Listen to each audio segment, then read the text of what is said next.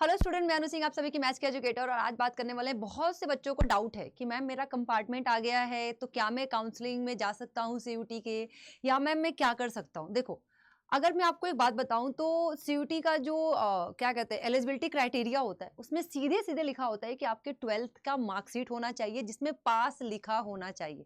किसके लिए? Seat allotment के लिए, काउंसलिंग के लिए नहीं।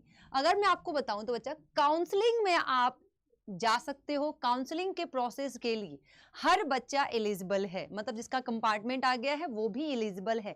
लेकिन याद से सुनिएगा, सिर्फ और सिर्फ काउंसलिंग के लिए आपको सीट अलॉट तब होगा जब आपके रिजल्ट मार्कशीट पे पास लिख के आएगा। इसका मतलब क्या? जब आप कंपार्टमेंट का एग्जाम क्लियर कर लोगे और आप क्लियर करने के बाद आपके रिजल्ट पे पास लिख के आ जाएगा, तब जाके आपको कोई भी यूनिवर्सिटी जहां पे ये चीज मांगी जाएगी वो आपको, ठीक है, सीट अलॉट करेगी। अगर मैं दिल्ली यूनिवर्सिटी की बात करती हूँ, मैंने आप लोगों को पहले भी बताया हुआ है इस चैनल पे, वहां के 3 सीएसएस पोर्टल होता है जहां पे 3 प्रोसेस होते हैं। पहला, जब आप अपने आप के लिए मतलब एप्लीकेशन फॉर्म एक सबमिट करते हो, ठीक है। दूसरा, जब आप वहां पे प्रेफरेंसेस भरते हो। और तीसरा, जब आपको सीट अलॉट होता है। ये 3 प्रोसेस होता है। सारी यूनिवर्सिटी का अपना अलग अलग पोर्टल पे लिंक आता है और उस लिंक पे जाके आपको काउंसलिंग के लिए रजिस्टर करना होता है। उसके लिए आप फ्री होके, ठीक है, एबल हो, आप उस प्रोसेस पे जा सकते हो, आप बैठ सकते हो काउंसलिंग में।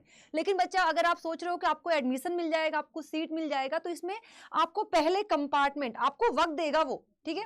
आपको सीयूटी के थ्रू कॉलेज क्या, यूनिवर्सिटी क्या करेगी, आपको वक्त देगा। उस वक्त के अंदर आपको अपना क्लियर कर लेना है कंपार्टमेंट एग्जाम। इसमें बता, मैं आप लोगों को एक बात बताती हूँ।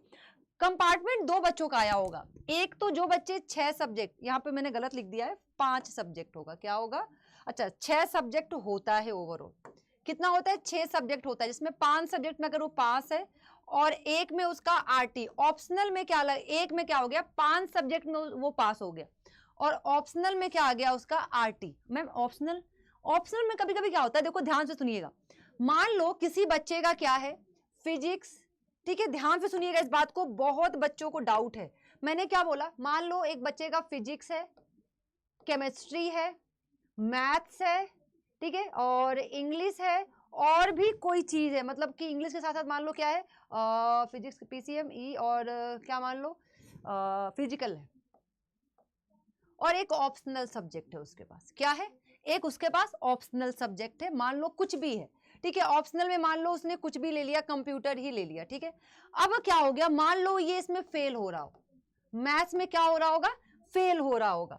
तो सीबीएसई कभी कभी क्या करती है, इसको इंटरचेंज कर देती है। क्या कर देती है? इंटरचेंज कर देती है। अब यहाँ पे ऑप्शनल बैठा देगी और यहाँ लाके क्या कर देगी, मैथ्स। अगर ये फेल यहाँ पे छोड़ देती ना बच्चा, तो रिजल्ट पे ना कंपार्टमेंट आ जाता, ठीक है। अब अगर उसने इसको ऑप्शनल की जगह बैठा दिया और इसको ले ऑप्शनल को मैथ्स की जगह बैठा दिया, तो अब उसके पास फिजिक्स हो गया, केमिस्ट्री हो गया, ऑप्शनल हो गया, इंग्लिश हो गया, और क्या हो गया, फिजिकल एजुकेशन, और ऑप्शनल में क्या आ गया, मैथ्स आ गया।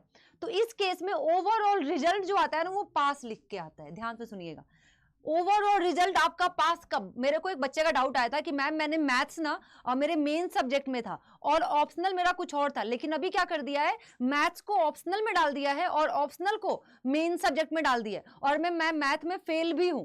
तो इस केस में लेकिन मेरा रिजल्ट ना मैम पास आ रहा है। तो वो इसी तरह किया गया है। क्या?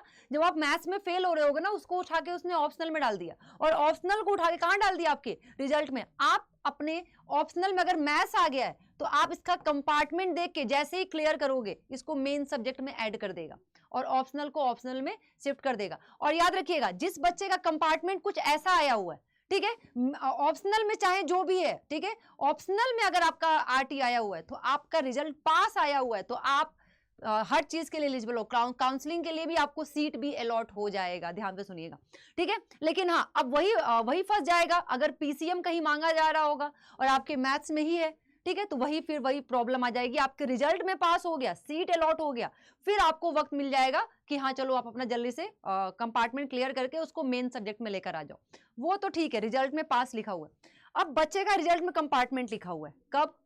जब उसका 4 सब्जेक्ट में पास है और एक ऑप्शनल में भी पास है और एक में आरटी लिखा आ गया। किसमें आ गया?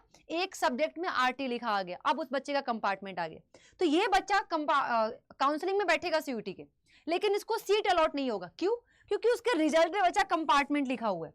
अब उसको सीट तब तक अलॉट नहीं होगी जब तक वो अपना क्या कहते हैं ये कंपार्टमेंट का एग्जाम क्लियर ना कर ले और क्लियर करके उसके रिजल्ट पे पास ना लिख के आ जाए।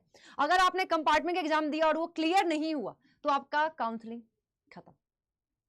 फिर अब आप पढ़ाई कीजिए, तो पढ़ लो अच्छे से, टाइम है बहुत ज्यादा, एक सब्जेक्ट में आपको कंपार्टमेंट देना है, आराम से क्लियर करो। और अभी बहुत टाइम है, रिजल्ट जून में आएगा जाके, बहुत टाइम है, फिर कहीं ना कहीं काउंसलिंग होगी, तो उस समय तक आपका कंपार्टमेंट भी क्लियर हो जाएगा जहां तक मुझे लगता है। अभी रिजल्ट आने में बहुत टाइम है, जून में रिजल्ट आएगा सीयूटी का, ठीक है, उसके बाद तो कहीं ना कहीं टाइम है यार। अभी देखो रिजल्ट आने के बाद देखो हो सकता है डीयू क्या कर दे, अपना सीएसएस पोर्टल ऑन कर दे, लेकिन अदर यूनिवर्सिटी ना सीयूटी का रिजल्ट आने के बाद ही शायद अपना लिंक भेजती हैं, लिंक जनरेट करते हैं ताकि आप अपना वहां के काउंसलिंग के लिए फॉर्म फिल कर पाए। तो आपके पास बहुत टाइम है, अभी ना ही रिजल्ट आया है सीयूटी का, ना ही अभी कोई भी पोर्टल ऑन हुआ है, अभी तो एग्जाम ही चल रहा है सारा। तो पढ़ाई करो, ठीक है। आई थिंक आप लोग का सारा डाउट क्लियर हो गया होगा कि कौन से बच्चे काउंसलिंग में बैठ सकते हैं, कौन से नहीं। तो बस एलिजिबिलिटी क्राइटेरिया क्या है कि आपके मार्कशीट में 12th के पास लिखा होना चाहिए। तो ये वाले बच्चे जो है उनका तो पास लिखा होगा, ठीक है, लेकिन उनका सब्जेक्ट चेंज करके तो वो अपना रिजल्ट मतलब सॉरी वो अपना आरटी वाला सब्जेक्ट जो होगा जिसमें आया होगा उसको क्लियर कर लेंगे, लेकिन ओवरऑल रिजल्ट में पास लिखा हुआ है तो वो एलिजिबल है, ठीक है। जिन बच्चों का कंपार्टमेंट लिखा हुआ है तो वो बच्चे एलिजिबल काउंसलिंग के लिए हैं, पर सीट अलॉट उनको पास होने के बाद ही मिलेगा। आई होप आप लोगों को सारे डाउट क्लियर हो गया हो, और कोई भी डाउट हो तो आप anu.singh@adda247 पे आप मुझे 247.com पे मुझे मेल कर सकते हैं। थैंक यू सो मच, अपना ख्याल रखिए और पढ़ाई कीजिए।